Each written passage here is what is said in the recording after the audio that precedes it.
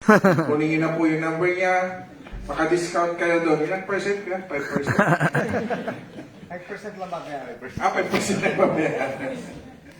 Kuya Primo Awing. And of course, ang kanyang ate, si Ate Hazel. Ate, tayo ka po dyan. Lady Eagles ng President ng... Binabantayan siya. Binabantayan si Kuya Primo. Mabait kasi si Kuya Primo eh. Para sila niyang kanyang katabi. Ang aking Kuya Levy, the Governor of NCR 101, Kuya Go Francis Levy Patino. Kuya, good afternoon. Nabigla ako, no? Nagdatingan ng mga kwan eh, oh. Full force talaga. Ang lakas mo talaga, Ate Cathy. Of course, ang ating former field director,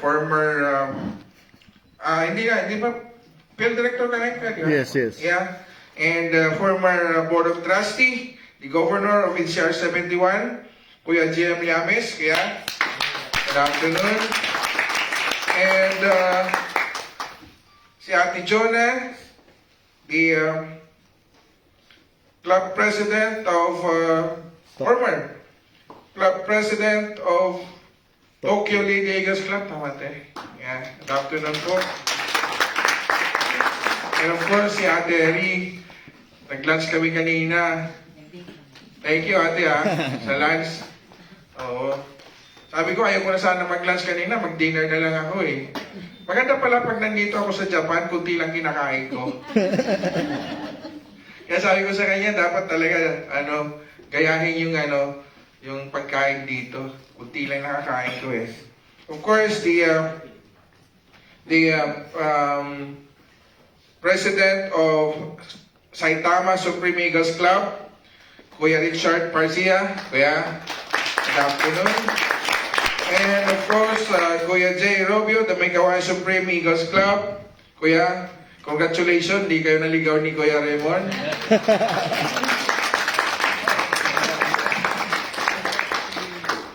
Yun ang in-expect namin, sabi ganyan, bago sila umalis, sabi ganyan, Kuya P, wag po kami expect dumating ng maaga.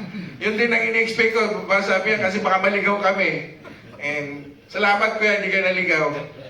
Of course, our guest of honor speaker to be introduced later, the Kuya Masayuki Karigaya. Kuya, congratulations and welcome to the Paternal of Eagles. And of course, also our guest of honor speaker, ang ating Kuya Spike. Magkatabi talaga kayo, partner talaga. And sabi nga nila, strong woman, Ate Cathy. Sa totoo lang, mamaya ko na sabihin. Nanalo ako eh, hindi umiyak.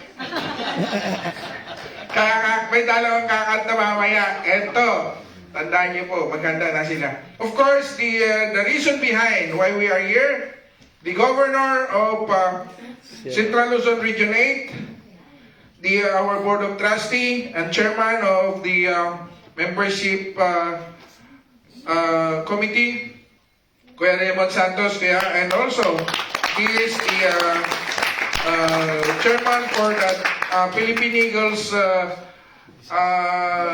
DRR 24/7 DRRMO, and hopefully before end of my term ma-accredit na tayo sa DRRMO. Kuya Raymond Santos and Kuya Michael Angelo, good afternoon. Ikaw ang dahilan kung bakit si Kuya Raymond nandito. Ikaw may sala niya, ha? And yung mga ate, please stand up yung mga new inducted members. Tayo kayo lahat. Hindi lang si Ate Katang strong, you are also strong. Yeah. Kasi naniwala kayo doon sa kanyang prinsipyo. Sa totoo lang, sige ha, basit ako nga. Maraming challenges na dumating bago bago dumating ang inyong chattering and induction. And of course, yung kuya kanina na sumundo sa akin, Kuya si pangalan niya? Kuya James. Kuya Jay, James. James, and Si ate niya. Kuya Mon. Mamaya kuya, yung pangalan ninyo, bigay nyo sa akin. May business na tayo. Ha? Maganda yung pinag-usapan namin. Bago kami makarating dito, nagkaroon agad kami ng negosyo. Oo. Actually, yun ang isang dahilan kung bakit tayo nandito, no? And that is also the purpose na hindi na lang sabi nga ni Kuya, asan na Kuya JM? Pagkising sa umaga, agila. Bago mananghalian, agila. Kinalimutan na natin yung ating hanap buhay. So, tsaka yung mga ate na nandito ngayon from different club, please stand up to be recognized. Hindi ko kasi kabisado lahat ng ano. Ate, tayo kayo? Tayo kayo lahat, tayo kayo lahat. Please stand up. Ayan. Si Ate Sina. Ayun, ate. Kakanta mamaya yung dalawa. Ihanda ko na. Ano yun? 45? Thank you, ate. Mga ate, thank you, thank you. Nagulat ako si Kuya Raymond. Nagkakanta ng Voltage 5. Kala ko bago niya mag-umpisa ng mag-umpisa ng kanyang speech kakanta muna siya ng Voltage 5 Anyway, thank you so much for inviting me to officiate this very momentous event. And sabi ko nga kay Kuya Raymond, Kuya, ikaw na lang mag-induct kasi installation lang naman ng region. Then, kinakabahan nga kami ni Kuya Boards Kasi, ilang araw na lang, 2 days na lang, wala pa yung visa namin. Nagagalit na si Ate Kat. Sabi niya, Kuya, mahal na yung ticket. Sabi ko naman, hindi naman natin kontrolado yung embassy. So, nangyayari yan. Kaya, yun nga yung inaano ko na, hanggang ngayon, ayaw nila ako bigyan ng multiple visa. Buti pa si Kuya Jay, nabigyan ng multiple visa. Tsaka si Kuya Boards, nabigyan na rin ng multiple visa. Ayaw nila yatong bigyan ng multiple visa. Oo. Hindi ko alam. Kurso-kurso nada yata yan. Kuya Michelangelo, baka may kakilala ko sa embassy. O depende doon sa nag-endorse. Anyway, tama yung mga speeches na mga nating mga kuya na sinabi nila. Yung sinasabi ni Kuya Levi, yung tagdan, Deathbed. deathbed. Dito sa mundo, konti lang buhay natin. Di ba? Sabi naman ng ating Kuya GM, simplihan lang natin ang pagiging agila. Di ba? Kasi minsan, yung magkaibigan, dito nagkakasiraan. Magkapatid, dito nag-aaway. Hindi ko malaman. Di ba? Yan laging yung kinakalungkot ko. Na dapat, instead of unification, nagkakaroon ng differences. Hindi ko maintindihan kung ano ba ang meron sa agila. Bakit pinag-aawayan? Diba? Yun nga sana yung purpose ng yung 5 eyes. The reason behind why we have the 5 eyes. Kasi bilang membro ng isang agila, ang pinapalabas natin dito yung humility ng isang member. Kung nagdaan tayo sa tamang proseso, kami nung una, may binablockball pa ako niyan. 3 months. Pag hindi siya pumasa, at mayabang pa rin siya, binablockball ko yan. Kasi pag yung isang member, hindi mo na pagbago yan, kahit anong gawin mo, ganun ang attitude niyan. It's better for you na i-blackball nyo na. Aspirant pa lang, katayin nyo na. Diba? Kasi yan ang magiging toxic sa organization. Ito yung magiging problema. Diba? Ito yung nagiging problema. Until now, isa pa, kailangan we need to select a good leaders. Hindi yung marunong na siya magsalita, marunong mambola, may 6 na mga kakilala, or etc. Leader na siya. ipi-pre-qualify natin yung isang leader. Start from the club president. Diba? If you become a club president, you have a lot of responsibility. With your 25 members, pag hindi mo napalago yan, you have a problem as a leader. Sa totoo lang mga kuya at ate, here in Eagles, I created about 28 regions. At nung bumaba ako bilang presidente, bilang governor ng aking region, iniwan ko sa aking governor 29 clubs. Ganyan po kami noon mag-create. Why? May umalis sa akin na 2 club dahil ginagamit ako sa pangungulekta sa kanilang personal na interest. Sinita ko sila, nagalit sila sa akin. Lumipat sa ibang club, lumipat sa ibang region, tinawagan ako ng isang governor. Sabi sa akin, Kuya, go pa ako noon. May 2 club ka dito na lumilipat. Sino yan? Ito. Kunin mo na yan. O bakit? Hindi. Yung clearance, hindi na, wala nang clearance, sa'yo na yan. Pati yung club niya, yes. Kasi ayaw ko ng problema. I don't want toxic. Ayaw ko ng sakit ng ulo. Sa'yo na yan. Makakagawa pa ako ng maraming mas mabuting club para sa aking region. Kaysa naman yung 2 club na yan na puro problema ang idinudulot sa inyong region. The same with you, mga kuya at ate. No? Huwag kayong tatanggap ng mga membro na sakit sa ulo. Yung gagamitin lang kayo, kunwari magninegosyo. Ayan si ate, kaya napilay. Di ba?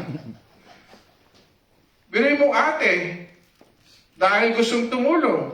Si ate Ellie, dahil gustong tumulong. Di ba? Yan ang mga ingatan ninyo. Please. Marami ng reklamo sa opisina yan. Si Kuya Levy nga, nagagalit na eh. Sa dami ng reklamong ganyan, budol-budol. Kunwari maging agila. At the end of the day, uutangan yung kuya at ate. Ang unang hinahanap niya, yung may pera. May negosyo. Huwag po kayo magpabudol lang. Please lang. From now on, wala akong maririnig sa inyo magre-reklamo na nabudol kayo ng ate at kuya ha. Pakiusap lang. Kasi, mahirap na pinaghirapan niyo yan. Di ba? Pinaghirapan niyo yan. Dugo at pawis niyo yung inano niyo dyan. Tapos puputulin lang kayo. Di ba? Kaya nga itong organisasyon natin, sabi ko noon, pag ako naging national president, ayusin ko ito.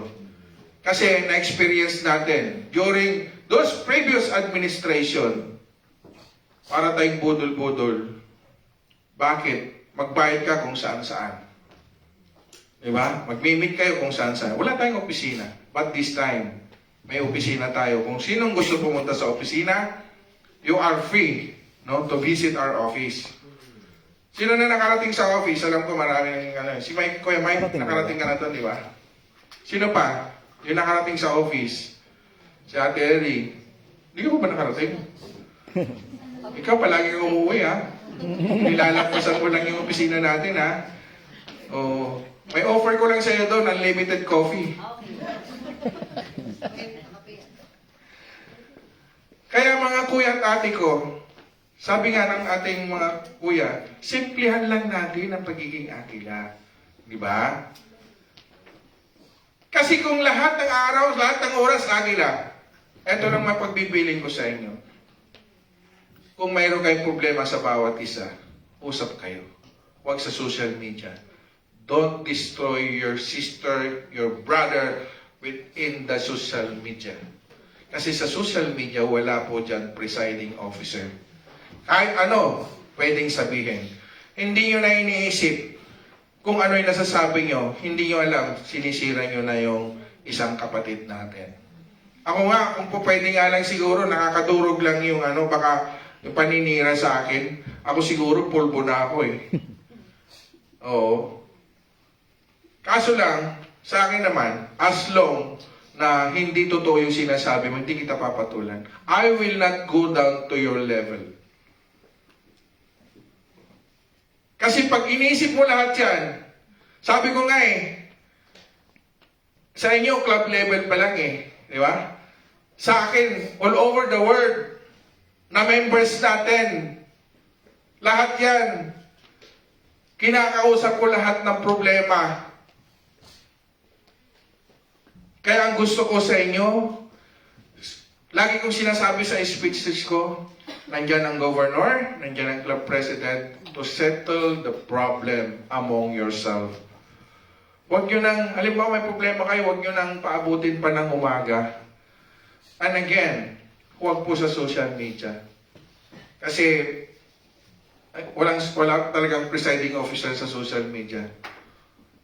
Doon marami nagkakasiraan. Di ba? At lagi na sinasabi ko, pag ang isang club president o isang officers ng Agila, minsan, pag lumampas yung ego sa ulo, ayan. Diba? Sinasabi ko nga, palagi hindi ako nahihiyang mag-sorry pag kasalanan ko. Kahit hindi ko kasalanan, kung kinakailangan mag-ayos tayo, kung halimbawa yung sinabi ko sa'yo ay labag sa kalooban mo, pasensya ka. Kung nasaktan ko ang damdamin mo. Pero ang sinabi ko, totoo yun. Sorry. O, diba? May sorry pa rin. At least nag-sorry ka. Kahit sinabihan mo yung katotohanan, nag-sorry ka pa rin. Diba? Kasi kung hindi natin gagawin yan, again and again, sasabihin ko sa inyo, walang mangyayari na pagkakaisa. Kung walang tatanggap ng pagkakamali, hindi talaga maaayos yan. At alam ko naman, sa experience ni Ate Cathy, siguro ayaw na niyang umiyak kanina ng speech kasi naubos na. Naubos na, no? Simula pa yan, iyak na siya ng iyak. Pag nag-uusap kami, di pa tapos ang usapan, umiiyak na. Kaya sabi ko, malakas ang loob ko kanina kasi chinalis ako ng dalawang governor at saka yung vice governor. Pag umiyak si Kati, kakanta ka Kuya MP, sabi ko masusubo yata ako. Hindi ko kinausap si Kati, ha? Sabi ko. Oh. Kaya sabi ko, panalo ako. Kayong dalawa ngayon kakanta. Totoo po yan. Ubos na yung iyak ni Ate Cathy. Kaya naibuhos na niya lahat yan bago pa magkaroon ng installation ng inyong club. Kaya dapat maging strong lagi, no?